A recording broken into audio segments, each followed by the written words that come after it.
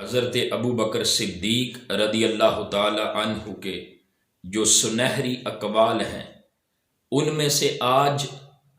آپ کا قول نمبر 3 میں آپ کے سامنے بیان کرنے لگا ہوں۔ حضرت ابو بکر صدیق رضی اللہ تعالی عنہ نے فرمایا، بدبخت ہے وہ انسان جو خود تو مر گیا مگر اس کا گناہ نہیں مرا۔ یعنی وہ کوئی بری بات کر گیا یا کوئی برا کام جاری کر گیا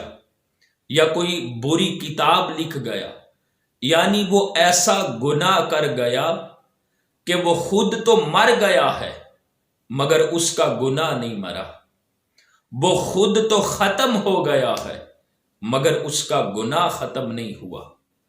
تو حضرت ابو بکر صدیق رضی اللہ تعالیٰ عنہ کا یہ فرمان ہمارے لیے مسلمانوں کے لیے کس طرح مشعل راہ ہے کہ اگر کسی نے کوئی برا کام جاری کیا، مثال کے طور پر جس دور میں ہم جی رہے ہیں ہر طرف گناہوں کا، برائیوں کا، بدعمالیوں کا، سیاکاریوں کا ہر طرف ایک ہمیں ماحول نظر آ رہا ہے، اور اس ماحول میں لوگ خود مر جاتے ہیں مگر ان کے جو گناہ ہیں، ان کی جو برائیاں ہیں جن کو شریعت مطہرہ کی روح سے گناہ ڈکلیئر کیا گیا ہے، ایسی چیزیں جس نے پیچھے چھوڑی ہیں، کوئی چیز ایسی جاری کر کے گیا ہے،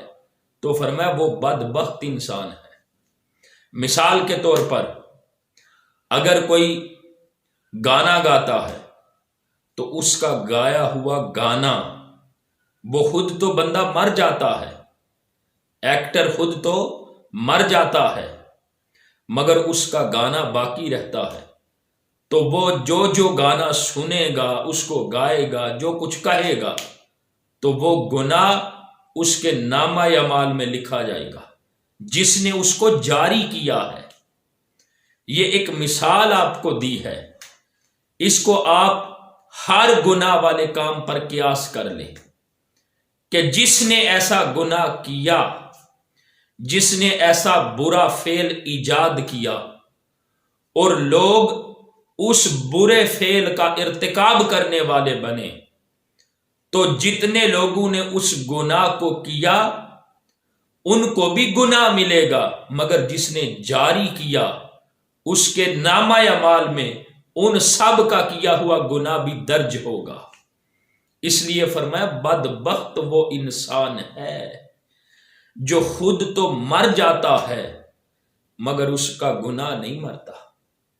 تو ہمیں بطور مسلمان خصوصی طور پر احتیاط کرنی چاہیے کہ ہم کوئی بھی چیز اس کو نہ تو آگے پھیلائیں، نہ اس کو جاری کریں جو مبنی بر گناہ ہو، جو سراسر نظر آ رہا ہو کہ یہ گناہ ہے، یہ برا عمل ہے، تو ایسی چیز کو ہرگز آگے پروموٹ نہ کریں، اس کو آگے جاری نہ کریں،